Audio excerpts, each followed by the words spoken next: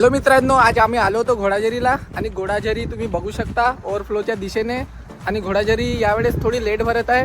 Late भरण्याचे कारण सांगतो तुम्हाला, 1 मिनिट. तर तुम्ही बघू शकता इथून पाणी लीक होत आहे म्हणून घोडाझरी भरत नाही आहे गाईज.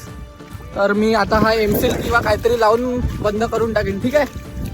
तुम्ही टेन्शन नको घ्या, जास्त घोडाझरी भरणारच आहे. तुम्ही पाहू शकता जास्त पाणी नाही लागत आहे. थोडासाच टाका बाकी आहे आपला ओव्हरफ्लोसाठी, तर लवकरच भरून जाईल, ठीक आहे.